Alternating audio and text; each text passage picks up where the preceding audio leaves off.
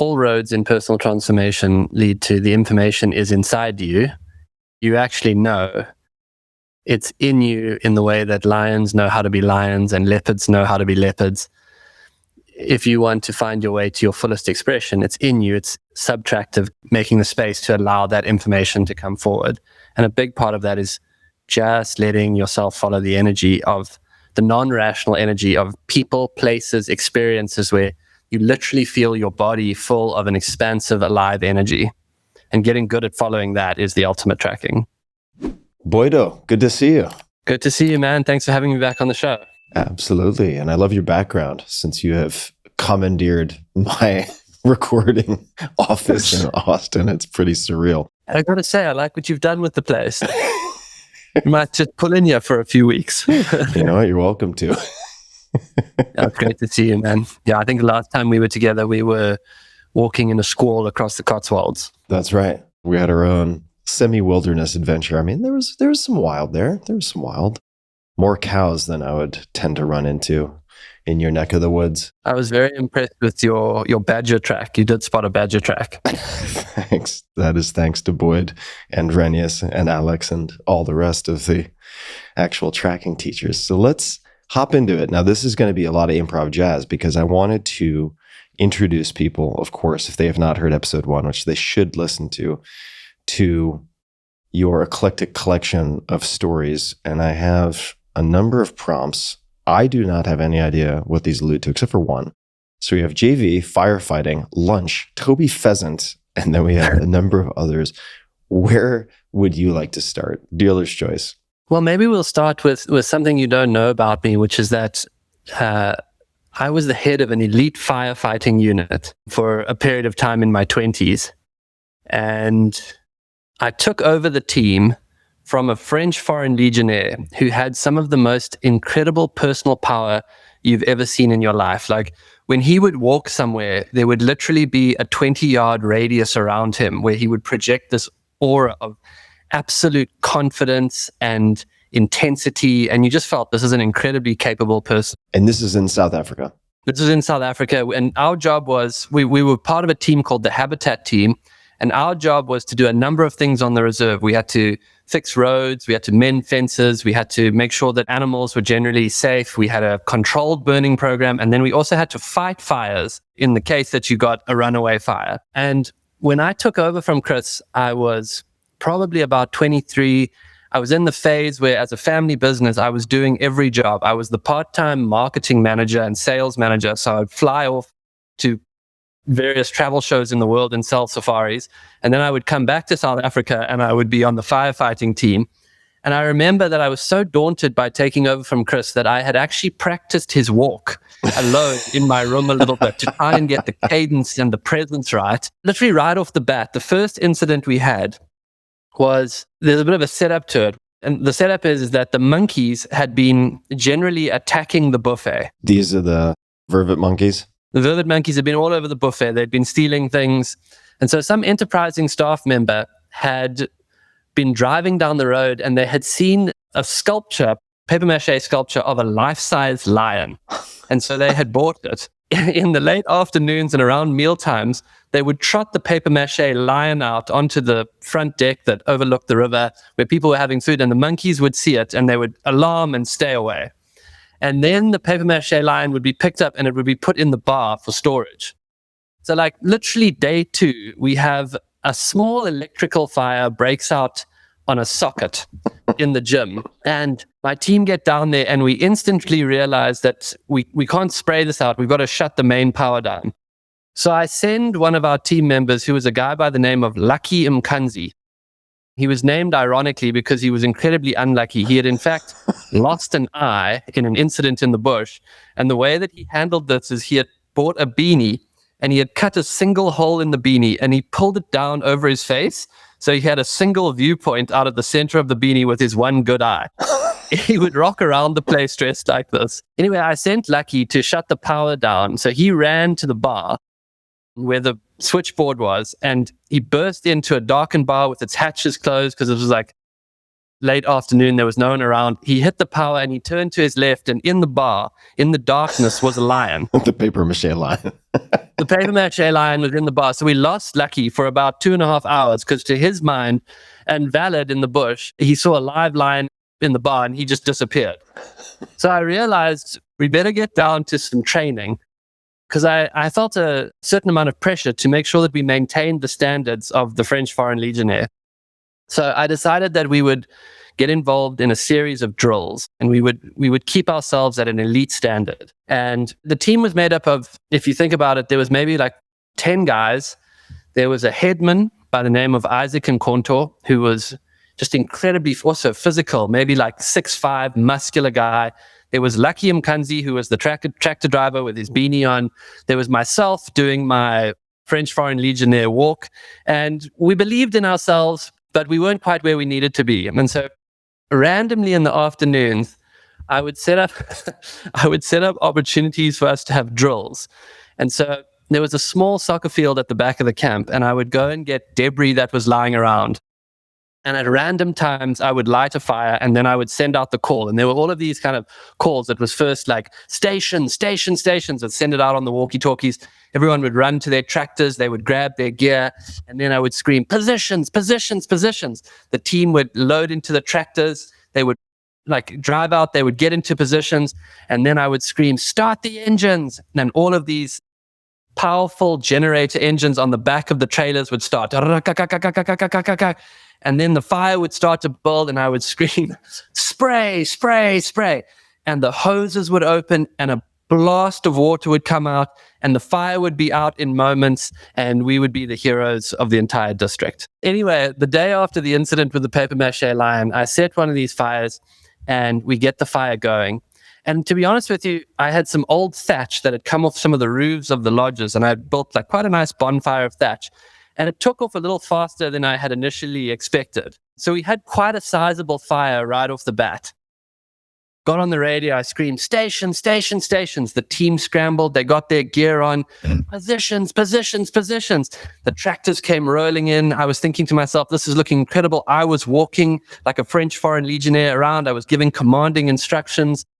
Open the hoses, spray. The hoses open, and an absolute trickle of water comes out.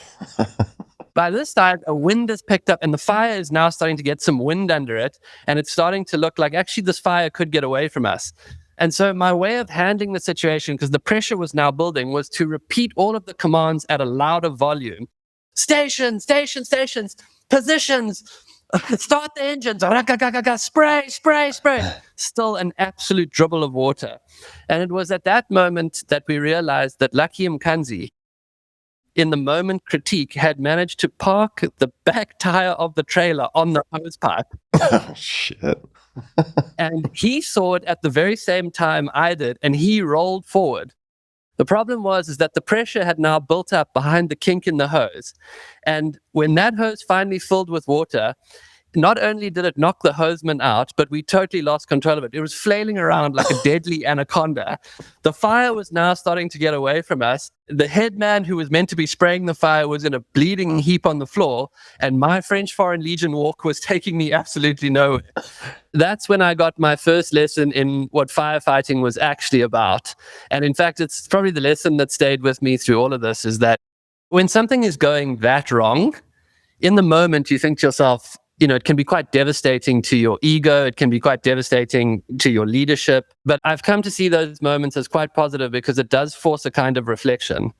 And the thing that I definitely learned that day, and that has stayed with me through all crisis situations and everything that I've faced ever since then, is that it's very few people who know how to bring the energy downwards when the energy is moving upwards.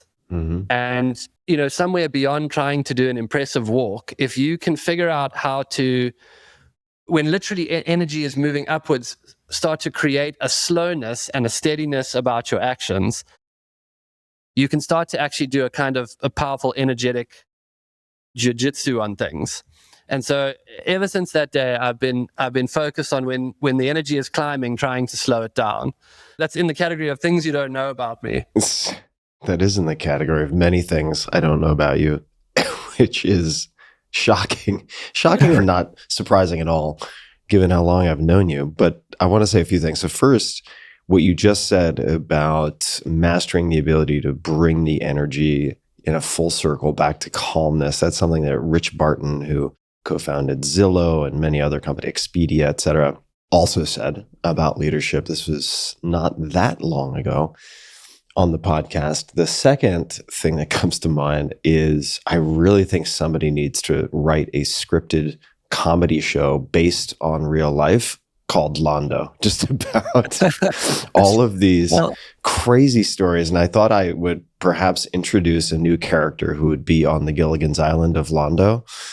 JV. Do you want to introduce JV? How do you want to do that? Well, just one comment on what you're saying.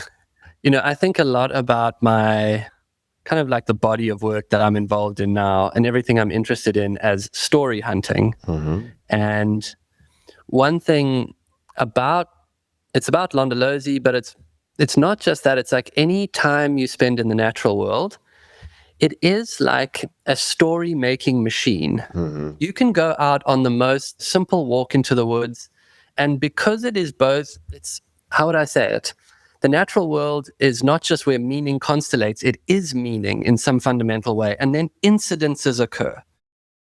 Inevitably, like little things happen.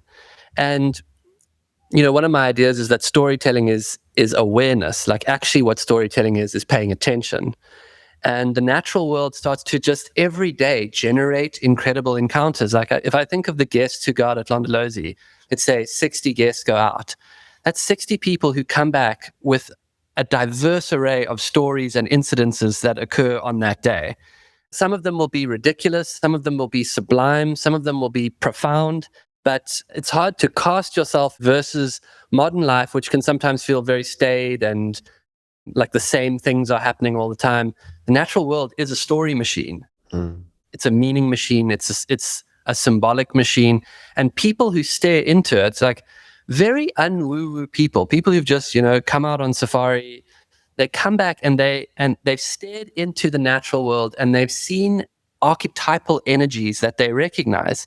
When you see a lioness grooming her cubs, or you see her protecting the cubs, when you see them switch into hunting mode, you can't help but see these profound symbolic energies that are in us functioning all around you. And it permeates you and you feel yourself in relationship to that in some profound way. Mm-hmm. Yeah, for sure. And we haven't even talked about this. It's something you don't know. I spent a week in the Montana wilderness doing outdoor survival training with this just incredible gent who I'll highlight on the show in probably a month or two. But it's incredible the density of stories that you come back with. Even if you don't intend to gather anything extreme, it's so, I would say also for city dwellers, it's so novel at every turn, particularly if you're injecting any level of shared privation or hardship, which is sometimes done deliberately, sometimes forced upon you in the case of like freezing rain and hail and you're trying to make a fire when your hands are barely functioning, things like that. So let's and we're not going to necessarily belabor the point, but I just have to press on introducing, I'm not sure which character on Gilligan's Island this would be, but JV. Let's talk about JV, and then we're going to loop back to story hunting and some of the connective tissue that connects all of these things. Well, I mean, of all the people who had a profound influence on me, one of them was my uncle, John Varty, who went by the name of JV. And JV was a wildlife filmmaker. And from the time that I was about 6 years old, I became his camera assistant, which, to say that he had a streak of wildness, he had grown up in the hunting era when, you know, hunting was still what they primarily did in that area. And one thing about someone who grew up lion hunting is that it tends to reset your drama meter. Because if you think about it, in lion hunting, there's really only two outcomes. A lion dies or a human dies. So his sense of danger was dramatically reset by this type of childhood experience that he engaged in as a young boy. And so at the time that I spent most of my time with him, it was between the age of about 6 and 15. He was making wildlife documentaries. And I remember I would put my clothes out on my bed at night, and then at about 4 a.m, he would show up, and he would walk in looking like kind of like Africa's version of Texas Walker Ranger, 44 on his hip, shirt with cut off sleeves. And he would open the door of my bedroom and, buddy, let's go. And like, Tim, if you met him now, he would say to you, hey, so what do you do? And you'd say, well, I run a podcast. Podcasting. Okay, let me tell you about podcasting. He had these sort of arms that stuck out. The Shangaan people called him Makokwan, the one with the crooked arms, because he like walked this. He had like a John Wayne walk. Yeah, totally John Wayne with his 44. His clothes were always torn to pieces, and he started wildlife filmmaking, and I became his camera bearer from a very young age. And I had 2 jobs. The one was to drive, and like a lot of kids who grow up in nature, I learned to drive from the time I was about 6 years old. And so one job was drive, the second job was camera bearer. The driving job was tough because like one morning we found a pack of hyenas that were feeding on the remains of a giraffe. And one of the hyenas picked up a giraffe leg, and it started to run across the savannah with this gigantic giraffe leg in its mouth. And he wanted to get the shot, because getting the shot was like the primarily issue of every moment. He said, buddy, we got to get the shot. Now he's set up in the pickup section of a vehicle where he's got a tripod up and a camera, and I'm now driving. And he's screaming, faster, faster, faster. And then I will speed up, and then he'll scream, not so fast, you're going to hit something. And he's screaming, left, cut right. And on one of these instances, he said, cut left. And I turned to the right, but he was bracing for left.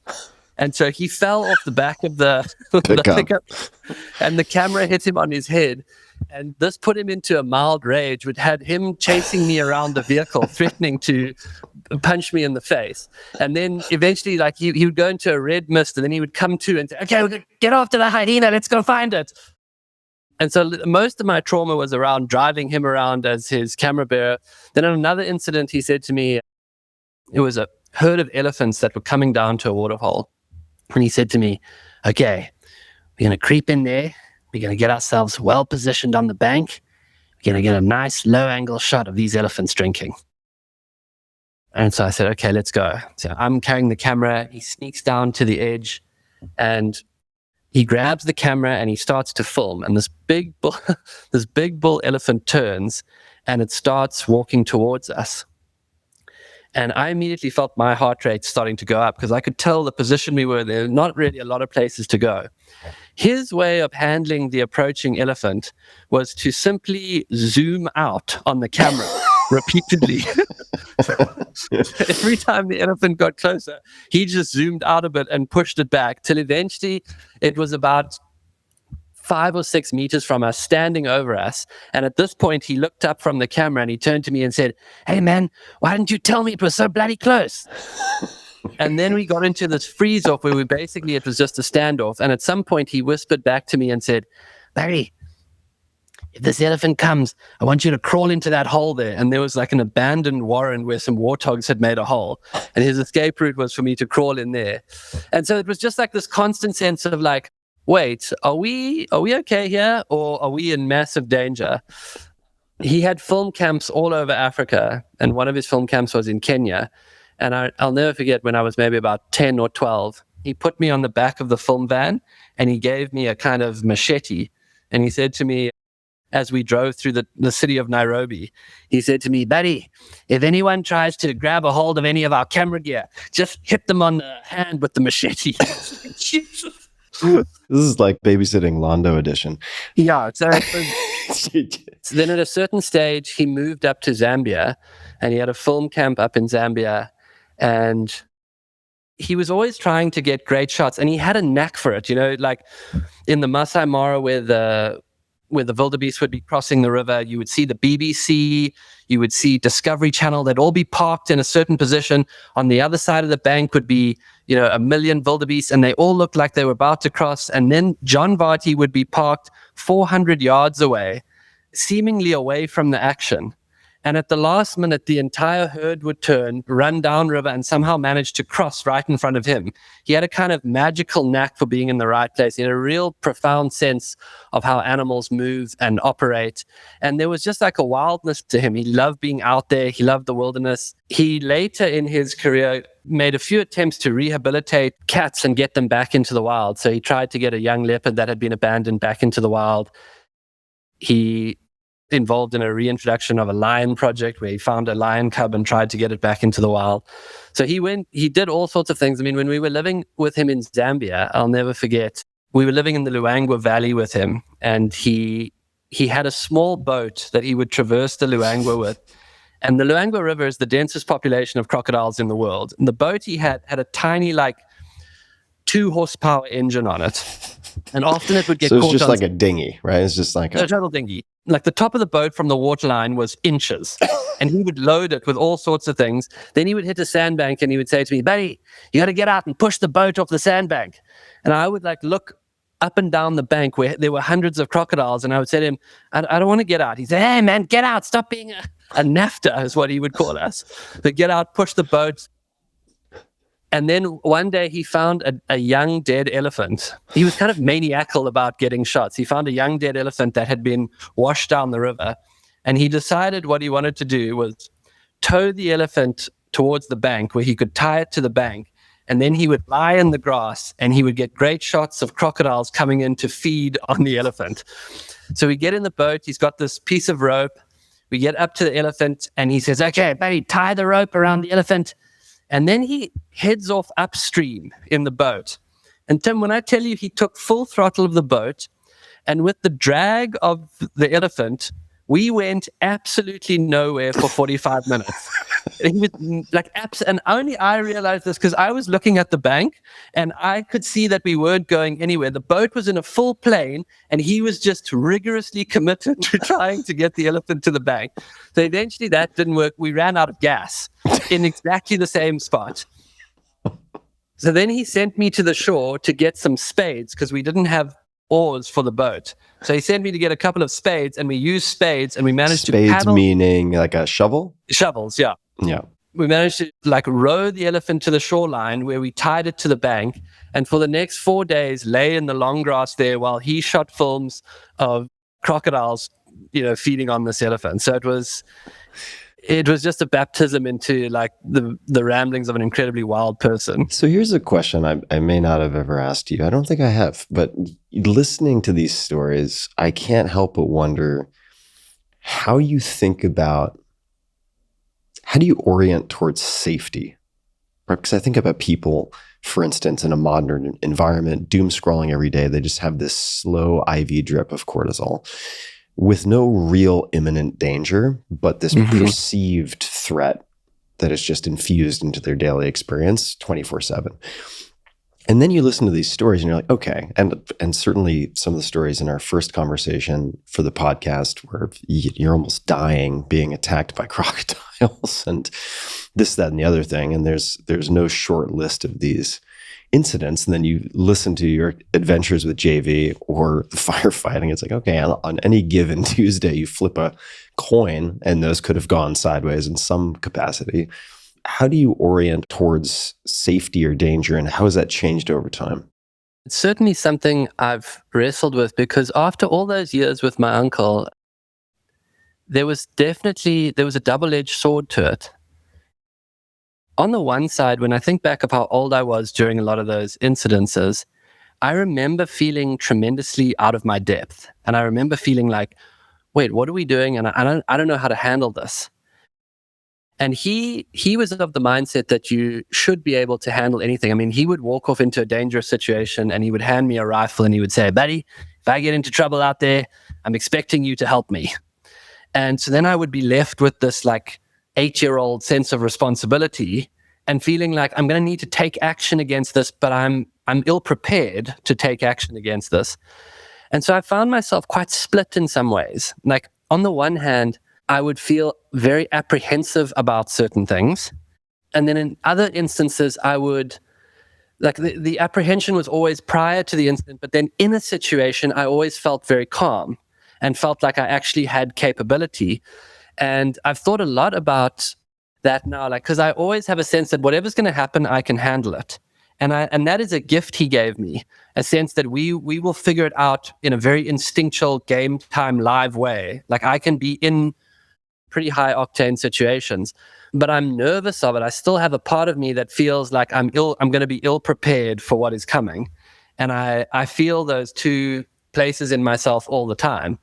And I think a lot about, recently, obviously I just had a son, and I think a lot about what it would be like to build capability in him. Because I feel like I have a sense of capability. I feel like I listened to your interview with Chris Sacca where he was talking about, just like young people needing to have more incidences in their life, needing to have kind of, been in a bar and, bumped a car and like lived life. And I feel very full of that, but I also feel like some of that stuff I was over my head, and that, I've had to manage some of that.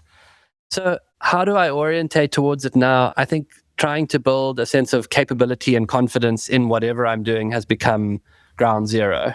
And not just expect things of myself, but actually take the time to realize, like, if I'm doing something new, my approach to it would be like, I should just be able to handle this. And I think what I've learned is that I need to go slower and build confidence and build capability. And that has been the ultimate healing on those ones. Amazing. So I'm looking at this. I want to make sure we layer in stories, but we can intersperse with other things. So we're going to get to perhaps lunch, maybe Toby Pheasant. No idea what that refers to at all. But there's one that I want to pull out here just to see where this goes. Learnings from 10 years of wilderness retreats. I mean, you've taken so many different types of people on wilderness retreats. Certainly, you've had many varieties of experiences yourself as a participant, as a guide, as a tracker, as a facilitator. What are some of the kind of main entries in the diary of lessons learned after a decade of doing these types of retreats in the bush? I run the retreats every year through the winter months. And I feel like every year we get more aware of what we're actually trying to do on the retreats, and we get better at them. And I think the primary thing that I've come to really value is that the faster we can put people into what I would call the natural state, the speedier the uptick of transformation. And I think when I initially started creating transformational spaces in nature, I wanted something to happen. And I felt like my job was to quickly try and figure out where a person was blocked or where there was a kink in the energy, and try and rapidly help them develop awareness around how that particular blockage, trauma, belief system could be transformed. And I feel like I've become way more relaxed with it now. In fact, on our retreats now, the first day is into silence and nature. And the speed at which I have this idea that comes from Martha Beck, where her take on the natural world is that it's a wordless environment.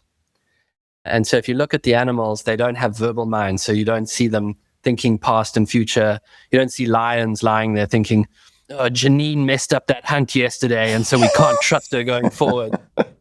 And so if you can go into wordlessness, then very quickly people start going into oneness. And so the key thing I've found now is get people to be quiet, get them into more wordlessness, create an opportunity for them to interact and receive lessons from the natural world, and then things rapidly start to happen. The other thing is that I would say is that I say now that when people come, they enter into the Londolozi time warp, because if you can take away their tech, which we now enforce, I absolutely will not allow any tech, because what happens is even if a person who's running a company comes and they go into silence the first afternoon, and then we go out the next morning and we're tracking an animal, and then they get back and they pick their phone up and they've got a human resources issue back at the company, they start to pop out. Because I also think that there's a profound chemistry to it. As people go into wordlessness and the soundscape starts to work on them, as they start to put their attention on living things and start to feel those archetypal energies that are in the natural world, literally their brain starts to cascade different neurochemistry. Their nervous system starts to go generally more parasympathetic, and they start to enter into a different state of awareness. And in that state, their natural inner knowing starts to spit out by, I would say, within the first 24 hours, something in them will start to know, and it will start to spit out insights. And you don't have to work too hard at it. The other is, if you say to people, I want you to go and open yourself to receiving lessons from the natural world. The psyche is so intelligent, especially in a retreat space. It's funny, like if you have a 10-day retreat, people will orientate perfectly to that 10 days, and what will need to occur in that 10 days will occur. If you said it's a 2-day retreat, they will get aspects of the same thing, but the psyche will know kind of how much time it has. In the same way, the psyche will start to interact with the natural world, and they will start to see and receive messages that are particular to what they are working on. And so really, the lesson from 10 years of retreats is don't work too hard. Allow the space, allow people's psyche to start to be in relation with the natural world, and then insight will start to naturally develop very, very quickly. And people can do this at home. If you start saying, I want to go out into the local park, I want to go out into my garden, and I have a specific question, and you write that question down and you start asking specifically, nature, could you help me answer that question? It's almost like a Zen koan. You're holding an intention and a desire for certain answers, and then what you see, your psyche will run that through a specific matrix, and insight will start to develop. Yeah, there are a few things that come to mind as you're saying all this. I took a number of notes. One is that I think people bias, or certainly I'll speak for Americans, but this is, I think, common in a lot of countries, bias towards the question of what should I do, right? Mm-hmm. And it's an immediate tilt towards addition, if that makes sense. Mm-hmm. But sometimes you get to where you want to go or achieve a certain state by removing the obstacles to that state. So when you were talking about natural state, I was thinking of, for instance, when I was on this Montana trip, I had a few friends with me. Some of them had phones, some of them didn't, even just for taking photographs. And I left my phone behind very deliberately. And I feel like if, for instance, you're not in the bush in South Africa, if you're not in the mountains of Montana, if you simply take a digital Sabbath, remove, say, bright light after sundown, do a few things where you're simply removing modern conveniences that are actually very unnatural from an evolutionary perspective, you start to access this natural state. And what the hell does that mean? It can mean a lot of different things, but one, for me at least, that I noticed at Londolozi, I noticed it certainly in Montana. You can notice it simply walking around without a lot of the modern technologies that we are very much ill-adapted for at this point, is that these older faculties, these very well-developed capacities that we depended on for so many millennia, come back online. Maybe they're always online, but the volume is very low. And so you start to notice a lot more. And it just fundamentally changes your perceptual lived experience on a day-to-day basis. I would say another thing that Londo nails, and what's so cool about it, is that it is a function of being synchronized with wildlife activity. And that is really early morning drives. So you have the game drives, which are typically, what time would you say? People are waking up in the morning. You want to go out at dawn, and you want your circadian rhythm to be affected by that sunrise and the cool of the morning. Mm-hmm. Yeah, so people are generally, to get a bite to eat and a cup of coffee, waking up, let's just call it 30 minutes before sunrise, something like that. Yeah. And what that means is you are typically jet lagged. And I think that actually works to the benefit of a lot of folks, because you get this incredible time dilation. Like your experiential day feels like 2 or 3 days, because you wake up, it's dark, then it gets light, then you come back, and have a bite to eat and probably take a nap. Then you wake up, you do another drive, it gets dark, and you have this very full spectrum experience that makes a week at Londolozi feel like 2 weeks, which is very similar to being in the Montana mountains or really anywhere in nature where you are waking up with light. You are going to generally winding down with the sunset. And I just find that natural state, and I'll shut up in a second, but bringing those very, very mission critical for millennia faculties online, whether it's by turning them on or just simply turning up the volume so you notice them, to be nurturing and recharging in a way that is hard to put words to, right? And you carry that back into the modern world with you. It's spot on, Tim. A few things on what you said there. The one is, so many people arrive on the retreats with a sense of what to do next. Sometimes someone's built a company and sold it. Sometimes someone is changing career. Sometimes someone is going through a relationship change. And they arrive, as you say, with this desire of what's next? And what has struck me so much is in order to open to the natural state, so often the first thing to do is to let go of needing to know what that next thing is. So often when I say to people, stop trying to know and stop trying to use this retreat to get the next thing. And in fact, let yourself not know and just enter into the circadian rhythm of being up, of seeing the sunrise and seeing the sunset, watching it go from stars to stars. We work a lot now on this rhythm that you're describing. I like to go out early, drop into meditation, let the dawn break around you, then intensity. You need to switch on and track, and we need to operate well on our feet. We need to be tuned in. We need to listen. Then get back to the camp and drop the energy again. It's only this Western culture in which is like level 10 energy all the time. Everything in nature moves through intensity, rest. And as people feel themselves allowed to rest, another insight is I think we used to try and do too much on retreats, giving people high intensity moments and then spaciousness to be more like an animal. That starts to conjure it, and then sit around the fire at night and then let the natural world be your teacher. The other thing is that, and I know that you've had these experiences, it's really become quite remarkable to me how many mystical things happen.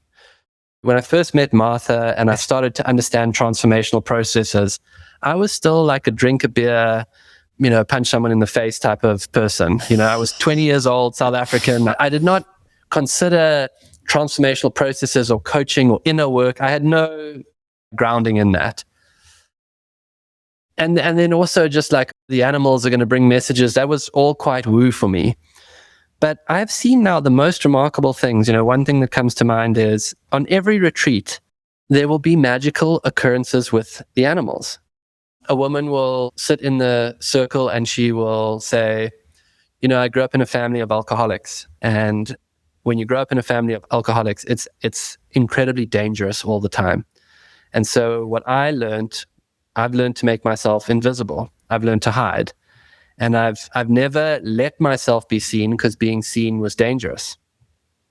That afternoon we go out and she's sitting on the back of an open Land Rover, and a male lion that's been sleeping rouses himself, stands up, walks towards the back of the Land Rover, stops, and he looks up at her, and he looks into her eyes and is just breathing, gazing at her. And it's so intense to be looked at by, a 400-pound serial killer like that. It's something so kind and powerful, and the presence that animal projects. And she looks away initially, and I say to her, you can look back. And she turns and she looks back. And I can feel it's the most profound revealing psychologically that she's ever been involved in. And after that, something shifts in her and she's able to start allowing herself to step forward. Another one that comes to mind is we had a guy come on a retreat, and he's sitting in the circle and he says to me, one thing that has happened is since my father died, I've been totally unable to grieve. Like, I know that I want to break open, but I can't get to it. Like, I just can't cry. And for the first few days, that's the case. On the third day, I'm sort of talking to him, I'm checking in on him, and we're sitting, Londo's has these kind of decks that you sit out on, but there's a thatched area, but it's open. And a bird flies into the thatched area and it lands on the little gum pole over his head. It looks down at him and it starts calling intensely. Like, very unusual. Sometimes a bird will fly through, but this bird flies into the area where there are people and starts calling. And he looks up at this bird, and at the moment he sees it, I see tears come to his eyes, and he starts to weep. And for 10 minutes, he can't talk. And then he looks at me and he says, this is going to sound so weird, guys, but my father was an avid bird watcher. And this bird, the southern boubous, was his favorite bird.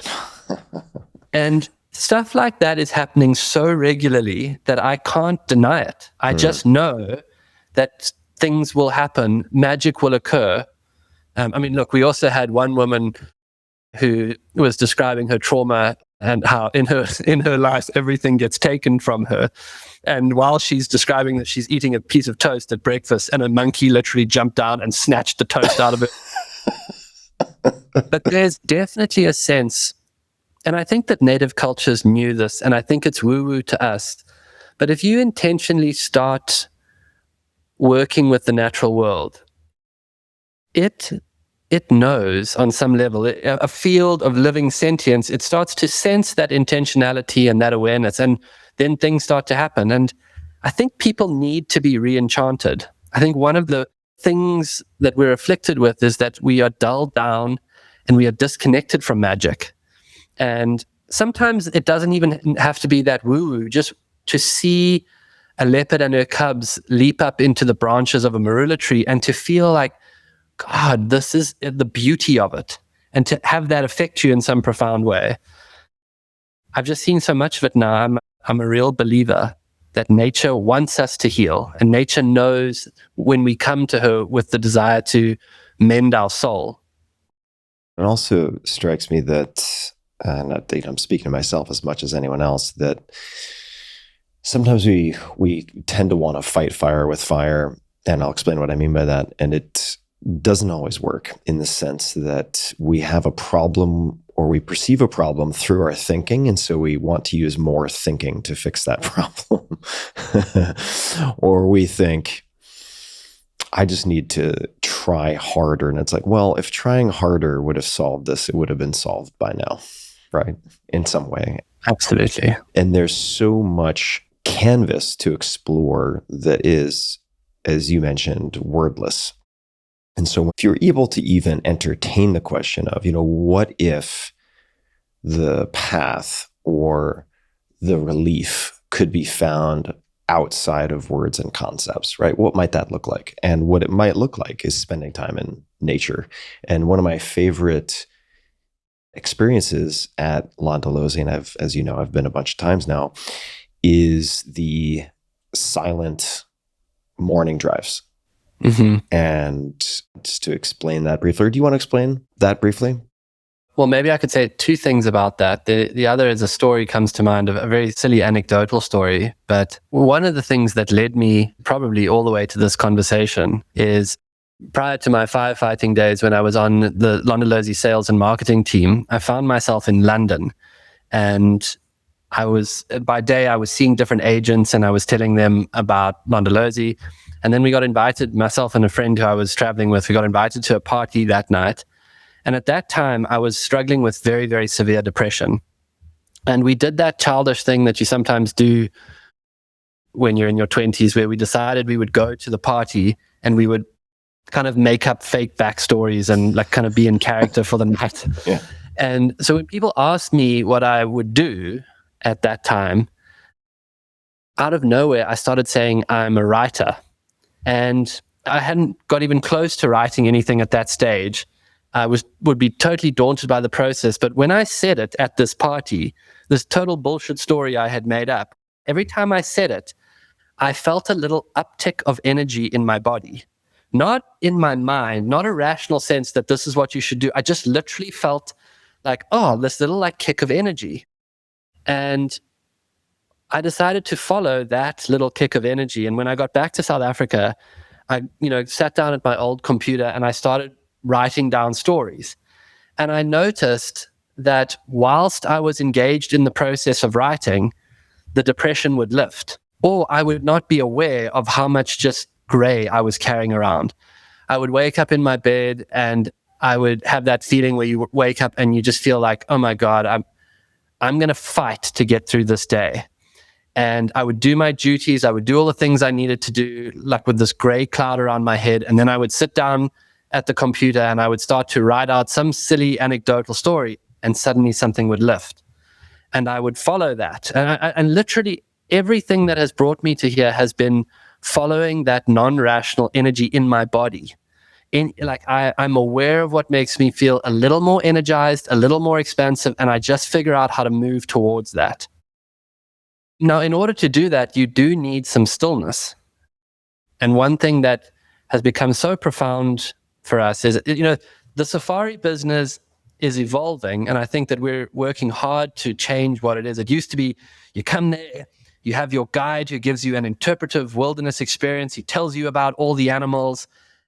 He describes their habits, their gestation periods. He taps you into, the biological sciences. And that can be so wonderful. And all of that information can be more information. So what we started to do in the attempt to take people into deeper wordlessness was to say, you're going to go out and you are going to be in silence. And hopefully that silence pulls you into a deeper place. But what you're also going to do is you're going to watch your mind. And you might be watching, like looking at something, and you might find yourself saying, what's going on there? Like, why is that animal doing it? What animal is that? What's even happening here? Just be aware of that and try and come out of needing to know, which is the primary state of our society, right? Like only in Eastern philosophy do we find our way to don't know mind. The whole Western mind is structured around needing to know. So if you find yourself needing to know, let that go and just be in pure experience of it. Let the silence work on you. Feel how everything is unfolding with an intelligence, and you don't really need to rationally know it. Try and feel it at a deeper level. And to a man, people report coming back. Some people report feeling incredibly frustrated.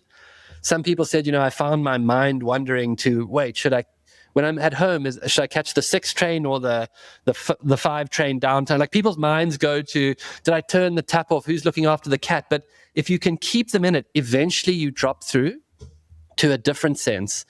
And then as you watch the animals, you drop into a different layer of language.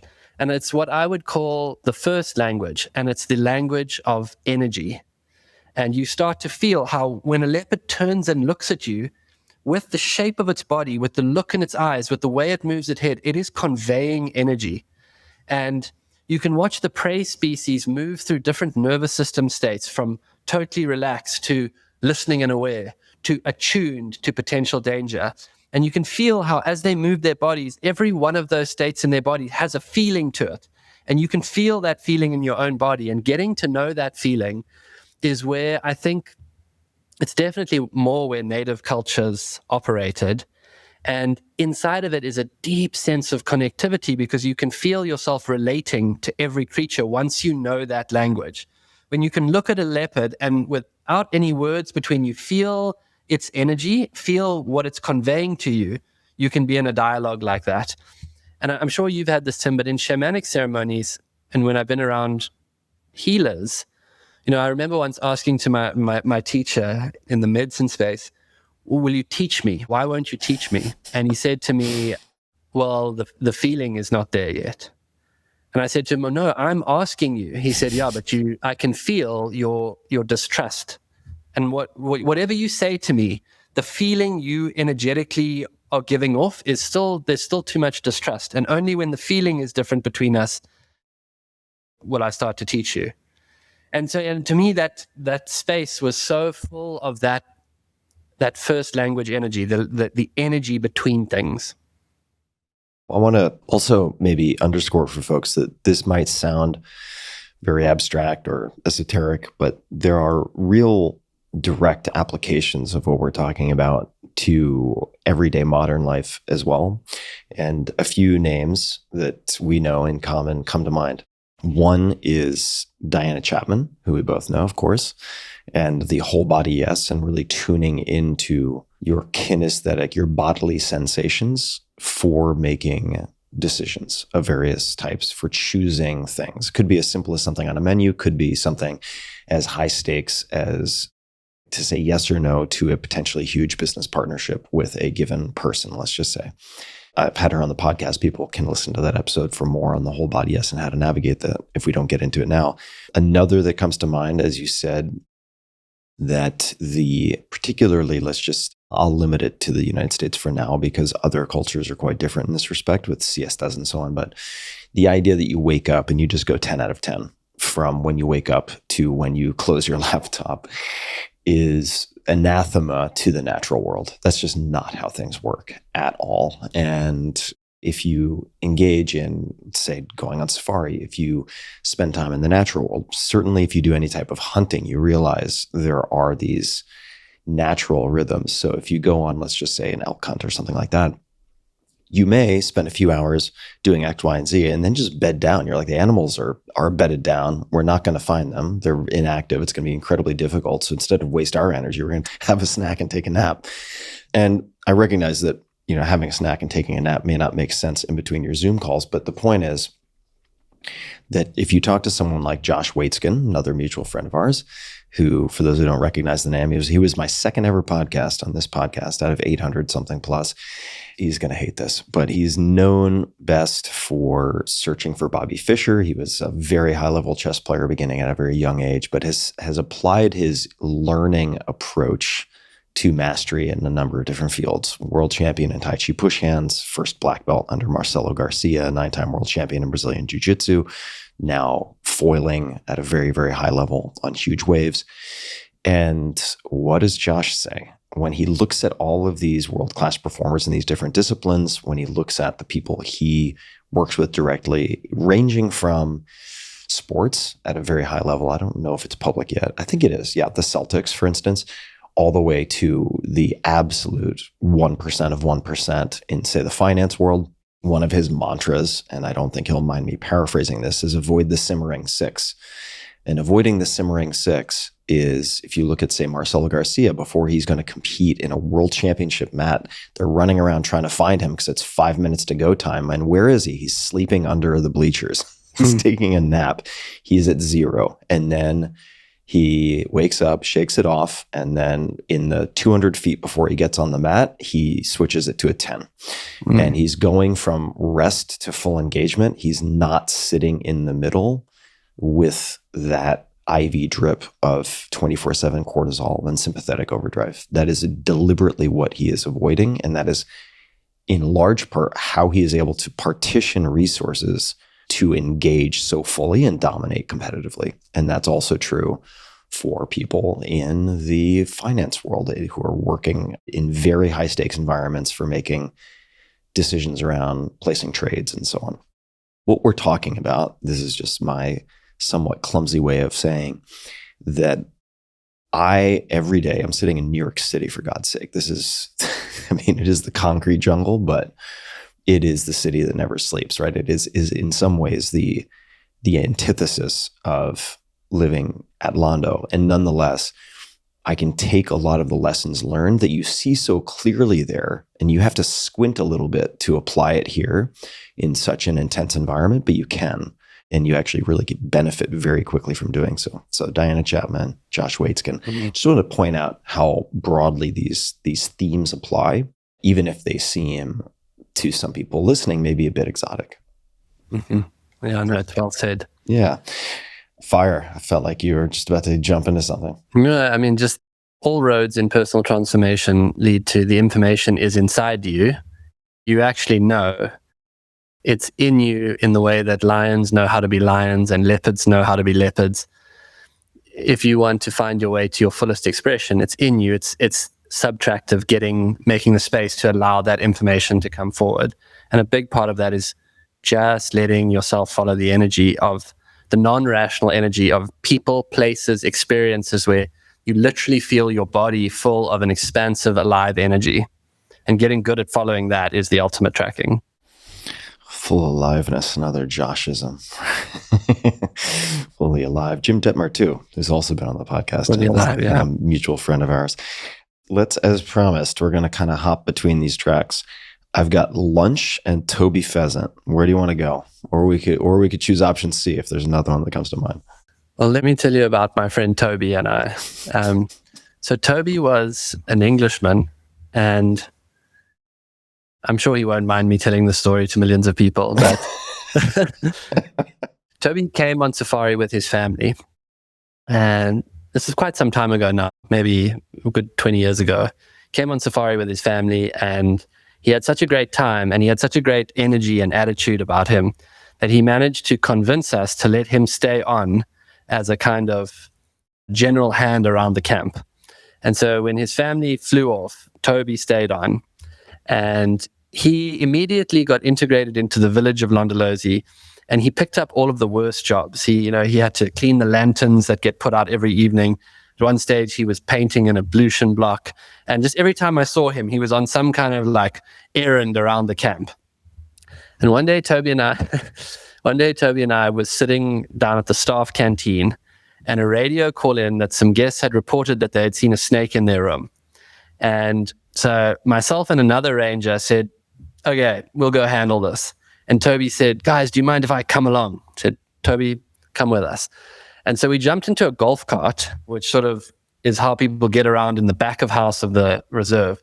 We jumped into a golf cart and we went up to the ranger's room to fetch our snake catching stick, which had picked up the name 50/50 because it was a bit of a Heath Robinson. It was a piece of PVC pipe that someone had run a lamp cord through that had made a kind of noose. And the way that it worked is you would get the loop at the end of the stick around, and then you would pull on the cord, and it should tighten up and catch the snake in the noose.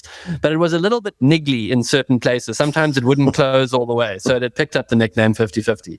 So we grabbed 50/50 and a big kind of like black dustbin, and we jump into the golf cart and we drive down to the room. Toby's hanging on the back of the vehicle. We get down to the room, and there are two German guests who are looking somewhat shocked. And I'm going to be honest with you, Tim, I gave them my most powerful, don't worry, I'm here now. The Safari Guide of the Year has arrived. You don't need to worry. I'm going to go in there and sort the situation out. And so they were left standing at the door, and myself and Toby and the other guide went in. And we're expecting it's very rare to have a snake in a room, but sometimes a little house snake or a green variegated bush snake will get in. So we're walking around, and I noticed the suitcase on the rack. That's sort of an empty suitcase. And I flipped the lid open, and what rose out of the suitcase was one of the biggest black mambas I've ever seen in my life. It kind of levitated out of the case. You want to explain why that isn't your garden variety gardener snake? This is... A black mamba not only is an extremely venomous snake, but it is highly mobile and very difficult to handle in a confined space. And if it bites you, die quickly. So myself and Toby and the other guide, we went for the door at the same time. And I remember the three of us kind of jammed in it as we were trying to exit the room at high speed. Three Stooges. And I might have reached forward to grab their faces to pull myself through. We got outside, and I said to the Germans, there's a big snake in there. And they said, yeah, we told you. And so now we're faced with a bit of a dilemma, and they're watching us. So we decide, no, okay, we know what we're dealing with now. We must go back in. And so we make our way back in. And now we are tiptoeing around the room, and we're flipping up cushions, and we're pulling bedspreads off. And what the Germans see standing outside is they see like a pillow fly out the room, because you don't want to lift it slowly. You want to kind of like rip it open and see what's under it. Then they see a chair fly out. Then they see like a duvet come flying past them. Toby at this stage has positioned himself for maximum discomfort. He's close enough to be in the way, but he's not close enough to be fully helpful. And he's giving us a running commentary on the dangers of black mambas. He's saying, if they bite you, you will die instantly. Their venom is deadly in tiny quantities. I'm like, Toby, you are not helping the situation. Can you please shut up? And I remember at one stage we pulled the duvet cover off the bed, and the bed had an electric blanket on it, and the cable of the electric blanket came off, and it made like a snake-like motion, and all of us like reared backwards. And eventually we saw the snake under the bed, and my friend managed to get 50-50 down there, and he gripped the mamba. Now, what you normally want to do is you want to get it behind the head, then you grab it behind the head, and then you put it in a bag. He managed to grab it mid-body, and it was maybe a 2.5 meter snake. And so that mamba went full propeller on the end of the snake catching stick. It was like whipping around, and part of them is they've got this incredible elastic, powerful body. So it was like a lot of snake whipping around on the end of the stick, and then it turned and it curled its way up the stick, but 50-50 held it. And eventually its head was about that far from my friend's hand, but he had it. We had it far. Like 6 inches from the hand. Terrifying. And we decided it's going to be too much to try and get it into the bucket. So we're just going to ride it out the camp. And so now we make our way out past the perturbed looking Germans, and we go to the golf cart, and I'm driving. And you have to imagine a standard sort of golf cart. I'm driving. My friend is standing next to me, and he's holding the stick out with the giant snake on it. And then Toby jumps onto the back of the golf cart, and we start making our way out of the camp, and we're kind of like bouncing along. Just as you exit the camp, there's kind of a gateway where there's an electric fence that keeps the elephants and the buffalo out. So as we approach that, my friend, who's thinking about the snake that's 6 inches away from his hand, he pulled the stick in to allow for us to pass through these two pillars of the gate. When Toby on the back looked to his left, the black mamba was now fully adjacent to his face, with about 3 inches between him and the snake. And Tim, from where I was driving, I remember looking to my left when the golf cart was going quite fast, and I saw Toby take off in my peripheral vision. And as I looked to my left, his feet were passing where the roof of the golf cart was. He had exploded off the back of that golf cart. It looked like someone had shot a rocket into space. As I drove off, because I kept moving, I looked back. He was still heading in a vertical direction over a bush. It must have been a good, like in a high jump term, it was a good, like a solid 5 to 6 foot vertical explosion. And the last I saw of him, he was petering out and disappearing over the bush, like a frisbee falling. And I remember we got out of the camp and we released the snake, and the snake went off into the bush. And my friend and I looked at each other. We were absolutely wide-eyed, and we turned and we began to make our way back into the camp. And as we came through the gate of the camp, standing in the middle of the road with a look of shock and awe on his face, was Toby. And we drove up to him, and the first things he said to me, I'll never forget it. He looked me dead in the eye and he said, "That was incredible." And shortly after that, he went back to England, and I think he went and studied briefly, but very quickly he came back to South Africa and he became a safari guide. And he actually now runs a travel company. You can look him up if you're in the UK and you want to come to Africa. I think it's called Bonamy Travel. And I always think that so often what emerges out of these stories is not what you think. You would think that an encounter like that would be like, I'm packing up and moving back to the UK, but it was actually quite the opposite. He moved back to Africa, became a safari guide, and still runs a safari company to this day. And I think about that often, like things that have gone wrong that I would thought that would be the end of people turn out to be the adventure that everyone's looking for. So just to talk about calibrating danger differently. You like running. Alex, also master tracker, likes running, and you guys just go running outside of the gates, right? You just go for a long, nice run. Now, typically, for instance, if you run into a bear or a wolf or a big cat, you don't want to run. Like, run is what prey do. Yeah. This is a strong prey drive signal. But you guys were training very intensely for what? Can you talk about this? Yeah, we can. Yeah, this is fucking wild. And In any case, I'll let you introduce it because it's so, on some levels, hard to believe and hard to envision also. You mean persistence? Yes, I do. My friend Alex is one of the best trackers in the world, in my opinion. He's authored many books on it. He's the founder of the Tracker Academy. And his singular mission, Alex van den Heever, his singular mission has been to preserve indigenous wisdom, particularly the art form of tracking. And I think in Southern Africa, he's done more to teach, train, and preserve tracking than anyone else. And what started our journey to be with the Bushman people in the Kalahari was he went up and he ended up spending a few days with a group of Bushmen. There's a lot of different names. Some people refer to them as the Sand People. They asked us to call them Bushmen. They said, we are the Bushman people. Please call us Bushmen. So that's how I will refer to them. And during that time with them, he was blown away by the ecological intelligence of this group of people. These guys tracked a porcupine one day for like 10 kilometers. They would sleep around the fire at night. Now, normally when you sleep out in the wild at night, someone keeps watch. And so Alex asked them, who's going to keep watch? And they were like utterly sort of perturbed by this. They would say, well, why would we need to keep watch? And this is in a full-on wilderness area. Alex said, well, what if an animal comes? And they're like, an animal will never come here without us not being able to feel it. And literally, if a hyena walks by or something, one of them will wake up. So they're attuned at a very different level. And Alex saw this and he was blown away by it. And so that was the initial trip. And what resulted in that is a request was made that we would come back as a group, an expedition, and we would assess the skills that were still kind of alive and functioning. We wanted to get a sense of what was possible still and what people still knew how to do, because the Bushman people are probably the most persecuted native people on the planet. You know, they've been displaced from everywhere. And so it was to go and say, like, has the initial tracking knowledge been lost, or, you know, what still exists? So that was what initially called us to the area. And we spent a few days starting to assess that process. And it was quite remarkable because Bushman people now are living in a very interesting way.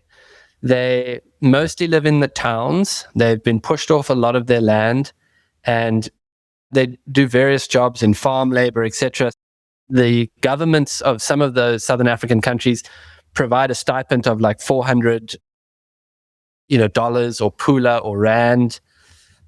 So you would think that a lot of the indigenous skills had been lost, because a lot of people are on this kind of like, it's not the dole, but it's like a government supplement. And yet about 70% of the food that most Bushman communities are still getting, they're gathering from the desert. And so they're living in this kind of urban way, and yet underneath the surface, if you connect in, there's still this way that they are living in tune with the desert. One thing about the Bushman people is that they never stored food, unlike other, various tribes who would have like a storehouse where they kept food. To them, the desert is their storehouse, which is quite an amazing idea. There's no sense of needing to hoard or store, because it's an abundance psychology. That everything you need is there. And when you say desert, just for people who are trying to conjure an image, I mean, it's desert. It is kind of like a little scraggly bush here or there, at least based on the video I've seen, but it's very much a desert environment. There's areas where it's like semi-arid, where you have these harsh bushes, and then there's other places where you are in red beach sand. It would be akin to walking on the beach. It's so sandy.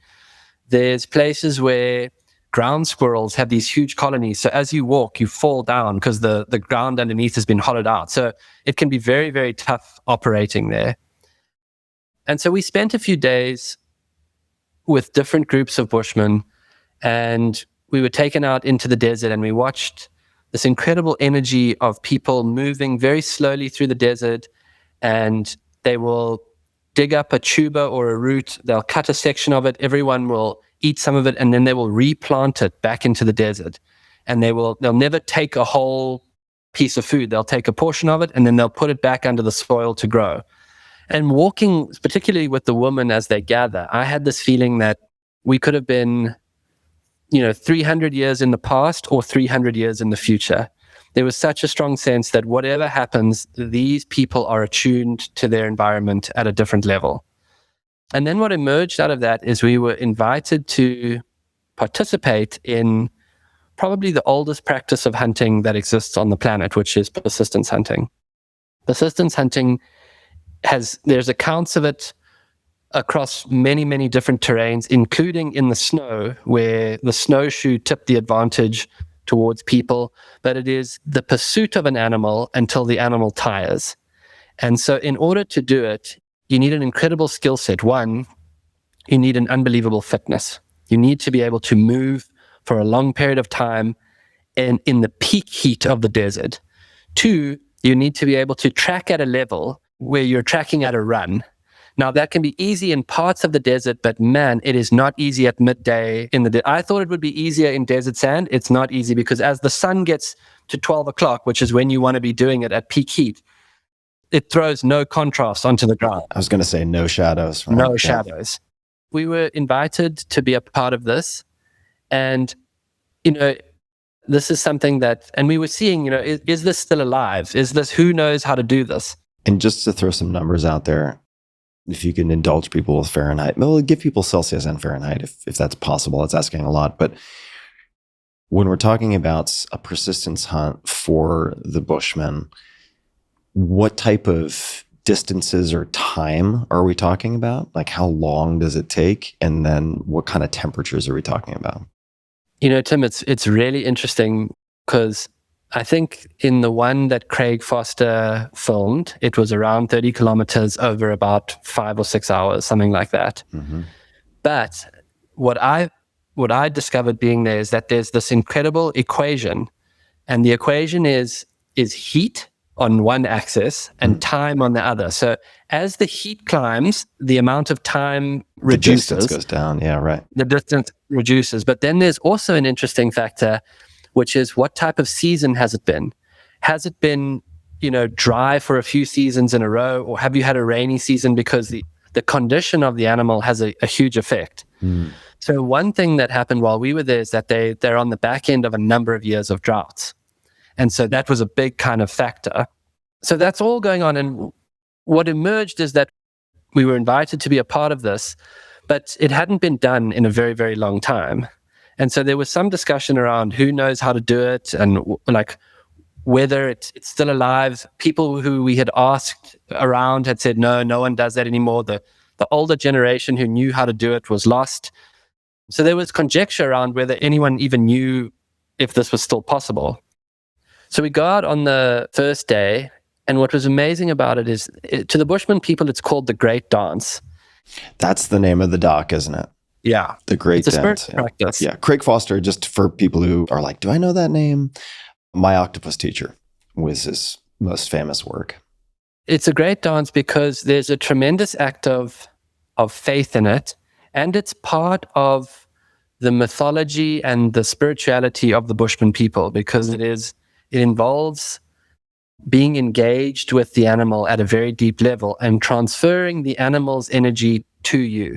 That is ultimately what happens. So you are moving with the animal, you're tracking it, you're running it, and you are with the spirit of that animal, and you are with spirit itself. And then spirit is, as you are closing in on the animal, it's giving its energy to you. And the final act of giving from great spirit and from the spirit of that animal is the actual killing. And one thing that'll happen is, as guys are involved in it, it's a very funny superstition, but it's symbolic. They won't jump over a log, because if you jump over a log, you are expending energy and you're pushing energy back at the animal, whereas actually you want to be drawing the animal's energy to you. So there's this very interesting rhythm that guys get into. So anyway, we go out and we're looking for tracks in this huge area, and there's no tracks, and the energy of everything is kind of like dialed down. And there's one guy wearing a Barcelona FC t-shirt, there's one guy in full traditional gear. It's a full mix. It's not out of some idealized sense of how this is done. It's like, game time, real life situation. And then we come onto a herd of kudus, fresh tracks. What is a kudu? Can you paint a picture? It's a very tall, regal antelope, and it has kind of large spiraling horns. Kudus, they're a desert-adapted antelope. A kudu is not that well adapted for the desert. So there are certain animals that you wouldn't try and do this with because they're just too adapted to the desert. For example, a gemsbok, literally the way that it breathes, it cools air through its nose. Kudus are not adapted, so they're susceptible to the heat. When this group that we were with of incredible trackers got onto the track of this herd of kudu, the whole energy shifted. And it went from quite lackluster to like someone had flipped a switch.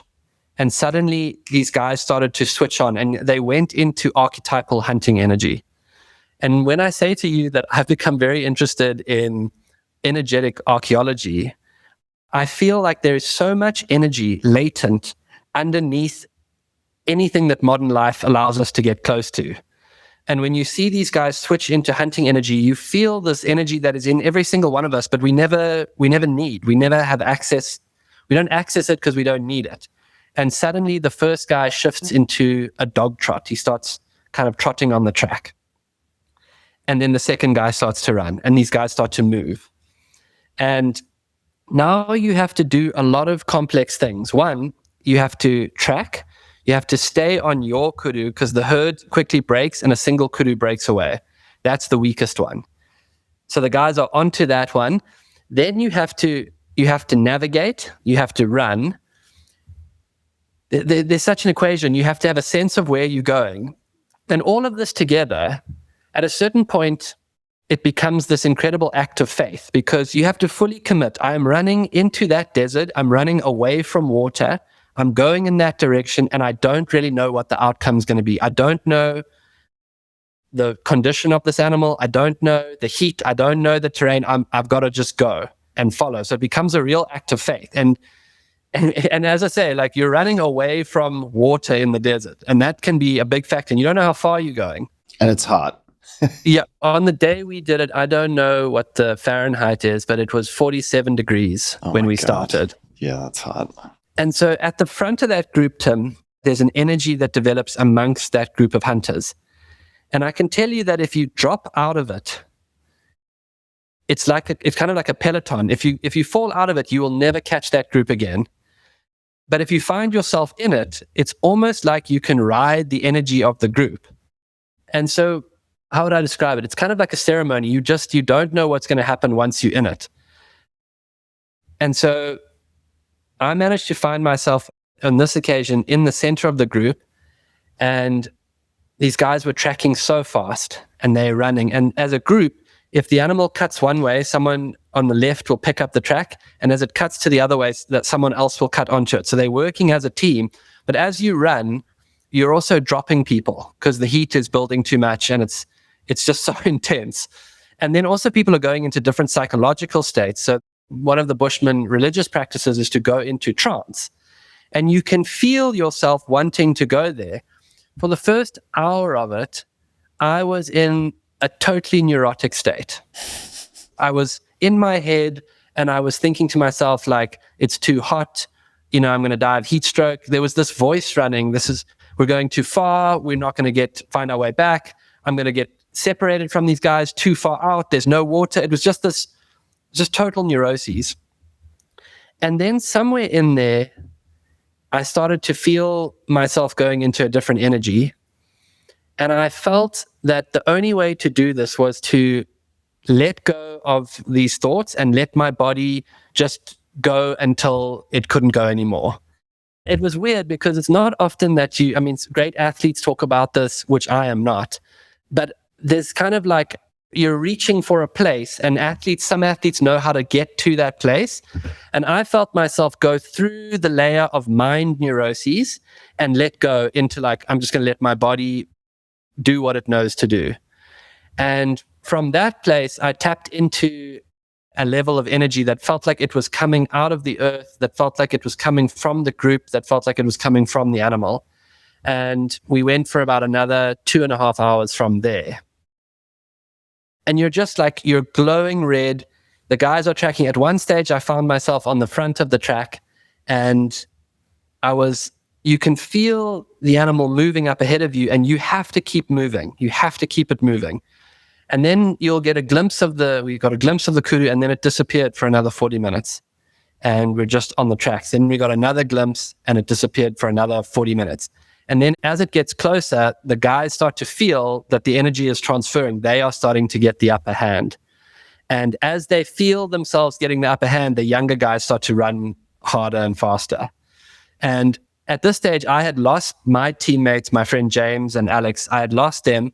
And then suddenly Alex was in front of me, which is a classic Alex move. And what had happened is the kudu had run in a dog leg. And so where he had been behind me, suddenly he was in front of me. And suddenly the kudu was directly in front of him. And as that happened, the entire energy shifted again and the guys just found another gear. And it's quite amazing to witness it. And then eventually the animal is so tired that it literally just stops and it gives itself to the hunter. And those moments where the animal will run no more and the bushman's spirit, there is something so profound about it, because you can't be there and not be in a profound state of respect and receiving.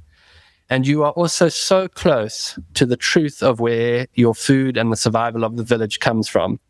You're not strolling down the meat section at Whole Foods. You are right on the coalface of what it means to take life and to take the energy of another creature. And after the animal goes down, they put sand on it, which is symbolic of a blessing onto the animal and thanking the animal for what it has given them. When you eventually emerge out of that energy, it could have been 1 hour, it could have been 10 hours. You're in such a different psychological space, and you have been involved in an energetic that is totally primal, and it's ceremonial. There's no other way to describe it. You are in a current of energy from the earth. That particular kudu, how much would you guess it weighed? Any idea? Probably around the 180 kg mark. Oh, that's a big boy. Yeah. Yeah, okay. I would need to check that. Yeah, 400-ish pounds. A little bit less than 400 maybe. When it's cut up, every single piece of that animal is taken and eaten. Mm-hmm. From the time the guys started working on the carcass, it must have been 15 minutes. Wow, that's fast. Every single piece of that animal. And then how are they just carrying it on shoulders? I mean, how are you guys actually getting that back to camp? You put the haunches on your, like all different array of carries, and everyone walks it out. And then you've still obviously got a long way to go from there. What happens when you guys get back to home base? Well, what was amazing about it is there was a strong sense of pride amongst the hunters. They hadn't done it in a long time, and they wanted to show that they still knew how to do it. And it was almost like that they had remembered an aspect of something that they had done for many, many generations. So there was a beautiful energy to it. And then back at camp, it's just immediately that food starts to get eaten. Yeah, I bet. What I came away with is that if you were to look at Bushman culture now, on the surface, it appears very diffuse, but the actual skills are very much alive, and they're simmering just under the surface, like this incredible ecological knowledge of how to live in harmony with the desert. And if AI does wipe us all out, I'm pretty sure that the Bushman people will just walk back into the storehouse of the desert and be really, really comfortable there. Yeah, if you want to see modern polite behavior disintegrate very quickly, just go to a place like San Francisco. I remember the power went out for 2.5 days, and people were very, very civil in the beginning and walking around the street, greeting one another. And then people realized their food is going to thaw, their food is going to spoil. Yeah. and agitation and aggression start to percolate very, very, very quickly because people don't know what to do. Yeah. They have no idea what to do if the basic architecture of convenience is removed. I've thought about it a lot, and I think that, all the things you imagine to happen, people are so much closer to primal wildness than they ever realize. And survival starts to kick in, and then I think there'll be a Y junction. Some people will go into survival of the fittest, and then others will move into states of collaboration for good reason, protection, food, safety. So it'll be interesting to see how it breaks down. You can get into some good prepper stuff. Exactly. Just pro tip, make sure you have water. Water is number one. You're going to need water a lot sooner than you're going to need canned lentils. That's right. And by the way, if you have any dried canned food, you're going to need some water typically for a lot of that. So make sure you have your water and your jet boils or something along those lines. It is also amazing to see how little water the Bushman people can operate on. Oh, it must be absurd. Their evolutionary track must have prepared them so well for that. I would be dead within 24 hours. We had one morning on the same trip where we found tracks of a cheetah, and we were quite keen to show the guys like some of our tracking skills, and it was a camaraderie amongst trackers. And we were with the 70-year-old man, and we following the single cheetah, and it kind of turned into like mildly competitive at the front. So if someone lost the track, the next person would be on it. And then if you stepped off it, someone else would be on it. And for the first 2 hours, we were quite effective. And then these guys just started to put a clinic on us as it got hotter and hotter. We ran out of water. We were climbing under these thorn bushes, lumbering along, and they were just cruising through the desert. And by 11 o'clock, the 70-year-old guy was walking us off our feet. And we had drained our water bottles, and we were like, we need to get back home because we need to get water. And he hadn't had a sip all morning. And we were like, okay. Wow. Yeah, you win. No contest. Yeah, no contest. Oh, boy. All right. So I want to hop to two different potential leaping off points. You can tell me if one of these makes sense or if there's something else we want to hop to. You can follow whichever track is appealing. Being a resolved figure, seeking the wild man. You want to pursue either of these? What do you think? Or we could take option C off menu. No, I mean, I think the wild man is a powerful theme, and it comes down to this idea that there is so much energy. I've come to think of the wild man as awareness, self-awareness, awareness of all the different layers of energy that are inside you, and then also access. And so when those two things start to come together, you start to see a real type of presence, the type of presence that you see in the natural world. And I'm really become interested in conjuring more of that in my own life. How do you liberate different layers of energy in yourself? And how do you develop, in my definition of presence would be access to the moment. And particularly now working in a lot of these men's groups, the idea of conjuring the wild man, it's wildness in the sense that it is in tune with life force, but it is also wildness in that it is access to the moment. And what I mean by that is to have your wild man fully available means that if you are required to front up in some ways and protect something and be able to be assertive and aggressive, you have access to that. But if the moment is calling for a tremendous amount of softness or tenderness, you also have access to that.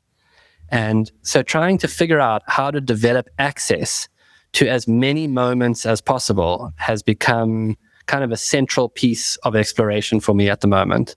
And to become resolved within that is now, as a father, I think a lot about figuring out how to be available through a full spectrum of the masculine experience to my son, to my wife, to my family.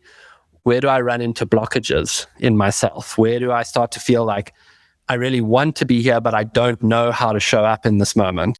And so that's what that exploration has become primarily about. Well, let me ask you a question related to that. So if we think about access to the moment and sort of full spectrum access to these different emotional sensitivities, let's just say, I know that's a bit of a clumsy way to word it, but let's just say that.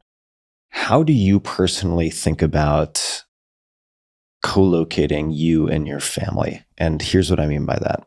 The way that I have tried to solve for this, what I've realized is that in a place like New York City, where I'm sitting, and it's got accosted by this very aggressive, probably mentally unstable person yesterday, in huge crowds of people, a feeling of collective cauterization, if that's a word, but just people have dropped down walls, and I put on sort of a protective armor that seemingly disallows me to access all of these different sensitivities, because it just seems like suicide to be too porous in an environment like this, right? So whether I wanted to be open or not, I don't think it would be good for me necessarily in New York City, in most places, to have that level of kind of openness, right? So I do spend a lot of time in cities. I find cities exciting, but I block out, a few weeks of the year where I'm just completely off the grid. And hopefully, at the very least, keeping these sensitivities from atrophying too horribly, right? Like I'm working the muscle in these blocks of time that I put out. There are other people, of course, who just live in a more peaceful, perhaps, environment that allows for this type of exploration and expression and experience, right? And it doesn't need to be the middle of South Africa. It doesn't need to be in the middle of the mountains of Montana. It could just be in a peaceful suburb. It doesn't need to be, or in a chiller city than New York City, potentially. How do you think about this for yourself?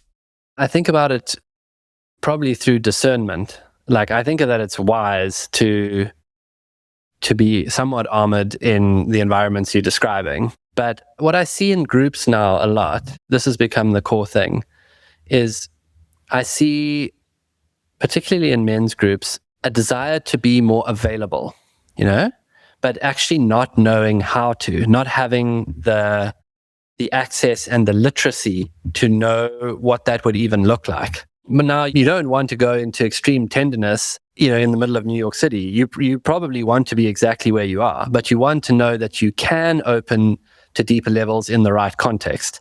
And you want to know what has kept you out of that, which would usually be some kind of conditioned response, something that you learned to do, a way you learned to freeze or shut down when things became overwhelming. And then you want to figure out how to develop more options for yourself in that moment. Trauma to me is freezing, right? Anytime you've been forced into some kind of traumatic situation, it's characterized by a reduction of options. And so in order to cultivate more presence, one is you have to be present to the fact that you're frozen and actually be able to feel like, okay, in this moment, I want to be more connected, but I don't know how. So first, to be present to that. And then second, to start to figure out what other choices would look like. And literally other things you could do in that moment to move out of the frozen state. And that's where I think the men need other men. Then the wild man is somewhat a collective exploration, men being with men, particularly in wild places, that it just naturally starts to emerge. You don't have to work at it too hard, and it doesn't have to turn into a drum circle. If you take a bunch of guys out into a natural wild place, their psyche starts to relate to that wild place, and they start saying, I can't tell you why. It's intangible, it's energetic, but something about this has something to do with me. I can feel myself in a way here in the presence of that waterfall and that mountain and that lion and the process of being out here. I can feel myself. And then the conversation starts to open and you're able to start to say like, okay, where are the places where we run into blockage? And if we want to be wild, we need access to the moment. Just like in the way that an innocent animal has access to, it knows what to do in any given situation. Like leopards are not in their heads. If they want to be aggressive, they're aggressive. If they're caring for their young, they're caring for their young. If they need to set a territory, they do it. It flows out of them. And so that creating spaces in which that can naturally start to occur has become really interesting to me. How do you think about, well, side note for people, I don't know why this popped into my head, but if you're like, man, I'm never going to see a leopard. I was like, you can get a little whiff of leopard if you go to the movie theater and the popcorn is burnt. It smells like leopard urine. So that's just if you want to take a big inhale. When leopards mark their territory, they spray, and it has the almost exact scent of popcorn. Yeah, it's really wild. I remember I was like, nah, that's not possible. And then we were driving at one point, and I think maybe it was Sursant, but one of the trackers that we were with was like held up a hand to stop the car, and I was like, holy shit, there it is. I feel like I'm sitting in the movie theater. That's crazy. In any case, I'll leave that there. But what do you think the trappings of some personal development or men's groups are? And the reason I ask and this is not a strong position I'm taking, but it's just a thought, is that there are many side effects and many benefits too of a highly individualistic society, right? So if you, in the case of the US, you take this Protestant work ethic, rugged individualism, this lionizing of the self-sufficient independent person, there's a lot of production that can come from that, right? Like productivity. But there is frequently some degree of collateral damage, and from a collective perspective. And that's not too woo-woo. Like collective could just mean like in your family, right? Like if you trained yourself to be sort of a cold-blooded business killer with blinders on, and that's the gear you learn to use, is sixth gear. If you don't have some degree of flexibility and you're very good, which is very common, this applies to, I think, men in a lot of fields, women probably too, but I think especially men, compartmentalization. So when you're able to like increase your pain threshold, compartmentalize certain things, lock certain things away, can make you very, very, very effective as a performer. But in an interpersonal respect, it can be compromised. Okay, the reason I'm bringing all this up is that I think about, say, let's just take, for example, like men who want more access to different states and sensitivities.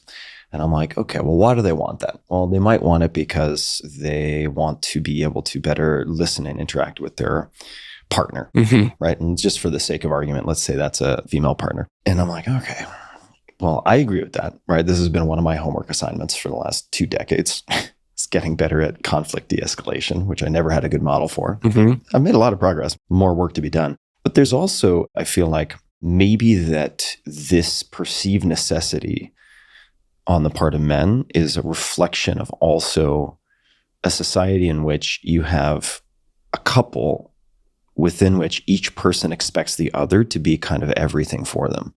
So it's actually, we need more community solutions where it's like, okay, look, if you expect your man to be just like one of your girlfriends you're going to have a chat with, like, you got the wrong animal, probably, right? And then if the dude is like, why can't you just be a dude? Let's be dudes. It's like, well, maybe you just have you got the wrong animal, which is part of the reason why I block out for these weeks when I do these trips. They're almost always all men trips, right? Because that's that type of experience in modern day, I think, is largely absent or disallowed outside of maybe a few sports context.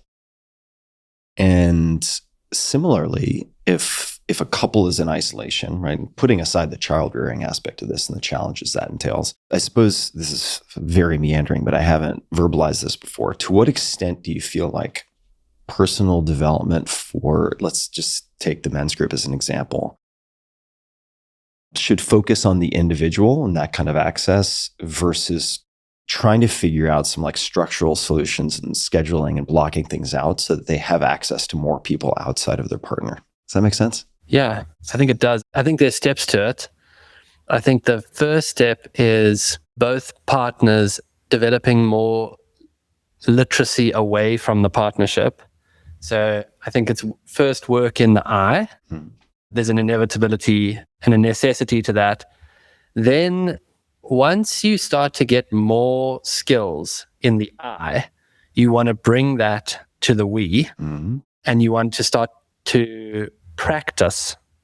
And I actually think that one of the issues with relationship is that our model for it is still like, built on the romantic traditions. And it's like you're going to fall in love and then, here's this beautiful thing. Whereas relationship to me now is way more an active practice space. But you have to be working yourself and together. So those two things have to go together at some stage. The problem is that you need your blind spots revealed, and you need people who have more access to help guide you into new choices and new ways of being. You need something from the outside to help you see what your blind spot was. Like very, very often you need something to offend your own pattern or your own blindness and help you see it in a different way. And then you bring those awarenesses to the group. And then I think hopefully what starts to emerge out of that is there's what the relationship wants to be for others. And ideally, it should turn into a place of service, not just for your direct family, but for the larger community, where you start to know we have something unique to give to the community. And I think when enough people start to take that up, that's where you could see like systemic models for change. But I think masculine essence needs other men to liberate itself more. And same with feminine essence needs other women to liberate itself more. And then to bring those two together with more awareness becomes part of the funness of the game, I think. Look, I'm a junkie for personal development stuff. So I'm kind of like, I feel like I'm in an AA meeting for like personal development addicts. I'll tell just a brief story. So on this Montana trip, keeping in mind, I keep using that example because it's most recent, but this is, I'd say at least 3 or 4 times a year, there's a trip of some type with guys. And in this case, small group, it's like 4 or 5 guys. And at one point, we're sitting around a fire at night, just rapping and talking and talking and talking. And then one of the guys said, he's like, I just figured out why fire is so important for guys. And we're like, why is that? And he goes, because we don't have to make eye contact. We just look at the fire and we can have all these really deep conversations. Whereas in most circumstances, like if you're staring deeply into another guy's eyes, it's kind of an aggressive, it's just this ingrained kind of aggressive defensive dynamic. If you stare in someone's eyes, you're going to make out or kill each other. Yeah, right. So, that old joke, like you say to your buddy, hey, do you want to go and sit by the lake and talk for 6 hours? It's like, no. It's like, do you want to go fishing? Yeah, let's do that. yeah, right. Exactly. Harkening back to what you said about like, don't try too hard. Yeah. Like knowing, and this is more an open question, but as I get older and as I see some of the trappings and weaknesses or insufficiencies, that both the necessity of and the insufficiency of direct head-on personal work, I wonder what the ratio is between sort of deliberate, like microscope work, so to speak, and like the indirect work. This is going to sound really crass, which is like building a raft and going fishing, which we did with like handmade lures and all this stuff, while telling like fart and dick jokes, right? It's like, it doesn't seem serious. Like no one would put that in a book and be like, okay, step number 1, like come up with 3 of your favorite dick jokes. It's not going to be in any self-help book. But nonetheless, it seems to do a lot of lifting. Oh, yeah. And there's the bonding. And the older I get, the more I think that it's like, okay, we can look at the 27 different options for improving ourselves. And ultimately, what is all that? Why are we doing that? Well, it's probably to achieve like some emotional state to improve the quality of our quality of life and the quality of life of, say, our family members around us. Okay. Well, like having, in the case of these trips that I'm describing, right, some guy time where you're not necessarily, I mean, there is some goofing off, but there's generally shared projects and like shared suffering of some type. And a lot of exertion. So like you said, it's like, yeah, let's sit by the lake and talk for 6 hours. No thanks. Yeah. But let's go fishing and, by the way, kind of do the same thing. Okay, great. Let's do it. That the answer is like, it's the relationship, stupid. Right. And the content is secondary to like the spending of time in a particular way. 100%. And you don't have to work hard. Yeah. Like once you get there, the only thing that I would say is a little bit of context to it. If you have a few guys in the group who have done the work of developing a little bit more access and can make reads, then you don't have to club it. You can mostly be talking shit, floating down the river. But then occasionally, with a little bit of context, someone can say, hey, here's what I see you being blind to. Mm-hmm. You can tell me to fuck off. You can take it on board. It can go any way. But here's how I notice you show up. Do you know that you do that? Now, if you just try and weigh in on that, it's like, fuck you, leave me alone. But if you've had some time together doing some real stuff, like there's an opening there that I've found the rate of download to be incredibly high. Yeah. And the community piece is that no one has all the answers. Personal development work for personal development work's sake is just fucking self-indulgent. But once you add in the dynamic of relationship, as you said, then there's love. And then there's care. And it's like, what I'm saying to you is coming out of care. It's coming out of a piece of my journey. And what you find is everyone has a piece for everyone then. The community is more intelligent than the individual. And that's where the major unlocks start to have, where someone who's not even in the role of facilitator or leader says, hey, there's a way in which you show up that makes me like not feel like I can trust you. And I'm just telling you that by way of feedback. I don't know whether you want to take that on board or not. Things start to happen. And if you've rafted a river together, you tend to take more than you would just jettison. With the example that you just gave, there are lots of ways to communicate that. Yeah. Right? I mean, you might just be like, hey, man, I could be making this up as a story, but like, have you ever considered A, B, or C? 100%. Because if you're going to use the language of, say, the 15 commitments of conscious leadership, you better fucking make sure the other person has an idea of what the hell you're talking about.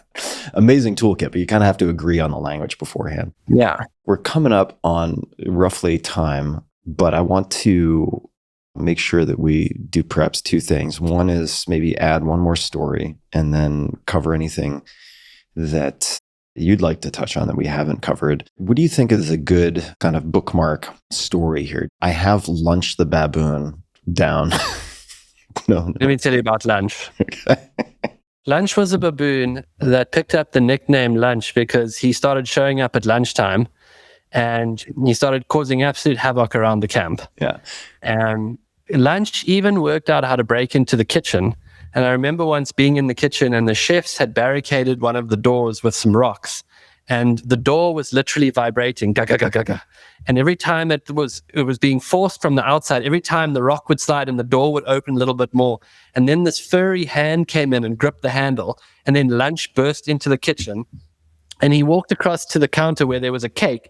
And he picked up the cake and walked off on his hind legs, holding the cake in his hands.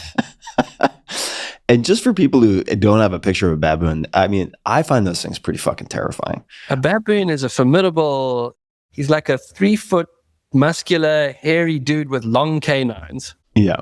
There's this thing in animal intelligence, and you probably even know this better than me, but there are these modes of awareness. There's I know, then there's I know, you know, then there's I know that you know. So it's like the first awareness is just, I'm aware of you. Then it's I'm aware that you're aware of me. That's like higher level. So sometimes I would walk through the camp and Lunch would be like involved in some kind of mischief. He would be breaking into a guest's minibar, and then he would see me and he would know that I knew that he was up to mischief. And then he would kind of pretend to just be like loitering around, nothing to see here, just being a baboon in my natural environment. I remember the other day I was going through some notes on my desk and I found a minute from a meeting, and the literal minute was like, we need to get new crockery and cutlery for tree camp. Land Rover number 8 needs to be repaired. His troop needs to fear our troop. And basically it was like someone deciding that they needed to try and scare Lunch out of the camp. And so for a period of days, I decided I was going to like chivvy him out of the camp. And listen, it was elaborate because every time I tried to chase him, he would hide. He got into the minibar. He drank some booze. I found him sitting in the pool one day. He was just like causing general chaos. I had a little BB gun that I decided that I would shoot him with. And the one day I found him, he was sitting on a guest's Audi that was parked in the car park. And when I aimed the gun at him, he just lay flat against the Audi like, I dare you. So he was up to no good. Anyway, the one day I'm sitting in the office and the phone rings and my sister picks up the phone and she starts talking in that very intent way. She said, really? I can't believe that. Royalty. Yes, of course we can. And everyone in the room was like eavesdropping because it sounded so intense. So she hangs up the phone and she says, Boyd, a prince is coming to Londolozi. And this is like a tremendous amount of excitement. And there's like months and months of prep and setup to the arrival of the prince. And there's like endless amount of logistics. A satellite dish has to be put up so that the prince can stream certain sports games. There's a special chef that has to come in. There's a whole lot of things that need to come into the boutique so that there can be unique shopping experiences. At one stage, there's talk of lengthening the runway so that a jet can land. But going backwards and forwards, and you liaise with these kind of like entourage liaisons. So there's like just, it's all happening. And eventually the day arrives that the prince is arriving. And we were quite pleased with ourselves because we were on top of all of the logistics. A special face cream had been flown in. And I remember the first 3 or 4 planes that landed were just entourage and luggage. And then eventually the prince was coming into land. And Bronwyn said to me, my sister, she said, Boyd, you need to run down to the room, final thing we need to do, and you need to put these cold face cloths in the room. So I grab my radio, and I run down to the suite, and as I'm running down, the walkie-talkie's going off. The prince is 10 minutes out, 10 minutes out. Prince has landed. He's now 8 minutes out, 8 minutes out. And I get down to the suite, and I open it, and it opens into a kind of living room, and then you go through a kind of a lock area where there's a cupboard into the main bedroom and then into the bathroom. And as I get there, I notice that the door is slightly adjacent. So I think to myself, it must just be that the housekeeping have left the door open. I walk through, I come through the bedroom, and as I get to the bathroom, standing at the bathroom counter with a bottle of papaya hand lotion in his hand is Lunch. And as he sees me and I block the doorway, he starts downing hand lotion. He starts chugging it into his mouth. It's like, mango papaya hand lotion. He even gets a streak of lotion across his top jowl. And then he realizes that he's in a confined space, and he drops the jar of lotion, stands in the glass, cuts his feet a little bit, and launches himself in a full dive across the bathroom at the giant panel of glass across the bath where you can look out onto the river. He smacks the glass, his hands come down, he puts a bloody handprint on it, he pushes back off the glass, he flies onto the ceiling, and now he starts to make baboon noises. Bow, bow, bow. And at the same time, he starts to use the patented baboon technique for getting out of dangerous situations, which is to massively release your bowels. And so for a few seconds, this baboon bounces around, causing absolute chaos, knocking over bath salts. He's standing on the faucet. His hands are bleeding. There's lotion. There's crap everywhere. He's barking at me. Bah, bah. Then he turns and he comes at me. And Tim, I remember I let out a little scream. Ah! And I leaned back, and he flew in slow motion past me. And in midair, he turned and he looked at me as he went past. And he had like a look of like savage glee on his face and lotion like down across his jowl. He landed on the bed, and he bounded across the bed with these bloody handprints, released another massive turd, and then ripped the front veranda doors open and dived off the front veranda like a stockbroker in a recession. And the whole time he's still screaming, bow, bow, bow. And he disappeared into the river. The room, as I looked around the room, like I cannot tell you what a baboon in a confined space does. The room looked like the Texas Chainsaw Massacre. It is blood and shit and lotion and baboon hair. There's a turd on the pillow. It smells strongly of baboon. And then it looks quite human-like because baboons have very similar like paws to humans. So there's like a bloody handprint on the wall, and like someone's grabbed the faucet with it. Like, so it looks like someone's been murdered in there. The walkie-talkie goes off. The prince is now 5 minutes out, 5 minutes out. I called my sister on the radio. I said, brother, you've got to get down here with the housekeeping team. This is an absolute shit show. So she comes down with a group of chambermaids and housekeeping ladies, and they start to go ham on this room, trying to get it back into working order. Meantime, a massive pantomime breaks out on the main reception area of the lodge as the staff of Londolozi try and delay the prince from coming to his room. Hello, Your Majesty, could we offer you a quick wine tasting? He's like, no, I just arrived. I want to go to my room. We would like to take you straight out on a safari right now. There's a leopard with a kill nearby. That sounds good, but I'd like to go to my room. Okay, what about the ladies' choir who like to sing songs and do traditional dancing? It's like, no, I'm going to my room. And what saved us, Tim, was in the middle of this elaborate Faulty Towers-esque pantomime, a hippo walked out onto the rocks in front of the camp in the midday light. And the people of Londolozi acted like they had never seen a hippo before in their lives. People started screaming, oh my God, a hippo. We never see hippos out of the water. Someone go and fetch a spotting scope. Someone brought a telescope down, and that brought us about 15 minutes while the prince took in the hippo. Staff were acting like the hippo was the most amazing thing the world had ever seen. Anyway, eventually we can stall him no longer. He comes down to the room, and literally as he comes in the room, the chambermaids slip out of the sliding door in the bathroom, and they get into the long grass around the suite, and they've got mops and buckets and baboon shit in their hair. And as one, they just drop down into the grass. They just like disappear and lie there in absolute possum status. And there's this incredible moment where the prince comes into his room and it, smells of room spray and everything's clean and the mirror has been put straight. And he walks out onto the front veranda and he looks out over the river and a hippo calls nearby. Oh, oh, oh. And it's just everything is quiet. And he's like, wow, it's so good to be out here alone for 1,000 miles of every direction.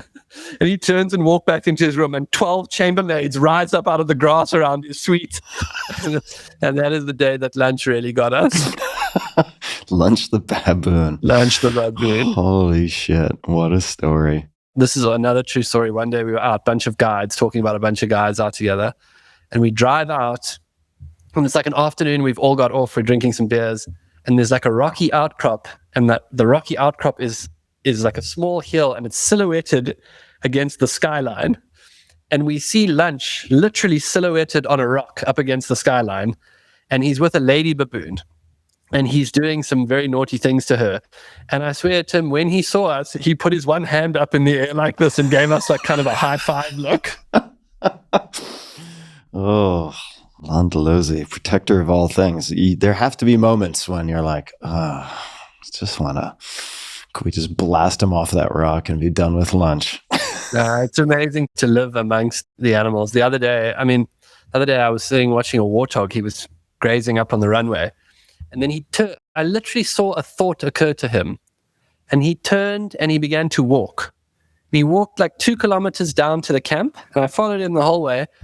And he made his way to where a woman was washing some clothes and she was hanging them on a washing line. And the water is dripping off the clothes onto the ground. And it's making this little flush of green grass. And literally he knows that's a good place to go and get some green grass. And so there's this thing about living close to the animals like that you notice there's an intelligence to it. And it's almost like your community expands to include the trees and the animals and these unique personalities that you get to know. And it's not just a random baboon, but it's like, that's Lunch. And it's not just a random leopard, but we know this leopard. She allows herself to be seen. We have a relationship with her. And that's a very, very deep and beautiful way to live. Yeah. And just to underscore what you just said about leopards, like if you see a leopard, that leopard is allowing you to see them. And if they want to vanish, even in short grass, snap of the fingers, they are gone. It's just beyond incredible to see that happen, where you're like, okay, they couldn't hide themselves if they wanted to. Like, that grass is too short, and then they turn back and they're like, had enough of you guys, and boom, they're just completely invisible. It's remarkable to see. Boyd, anything you'd like to say before we wind to a close? Where can people find you? Where should people go to learn more about all things Boyd? Yeah, thanks, Tim. People can go to boydvarty.com to find out about retreats and books, Cathedral of the Wild and Lion Tracker's Guide to Life. That's the best place to figure out if you want to come on a safari or if you want to come to Africa. That's also a good way to do it. Boyd Varty, BoydVarty.com. Good to see you, buddy. Thanks for making the time. Good to see you, man. Thanks so much for having me on. Yeah, absolutely. And everybody listening, we will link to, I'm not sure exactly where we're going to link to, but we'll link to some names and other things. We'll link to the highlight reel of Lunch the Baboon. I'm kidding. We'll link to all things mentioned that can be linked to in the show notes, as always, at tim.blog/podcast. If you just search Boyd, B-O-Y-D, both episodes will come up. This is episode number 2. Definitely, if you enjoyed this, also listen to episode number 1. And until next time, as always, be just a bit kinder than is necessary. Why not? It doesn't take a whole lot of extra effort, and the payoff is enormous. Kinder to others, and also just a tad bit kinder to yourself, because it goes both ways. And you can work those muscles on both sides. And thank you for tuning in.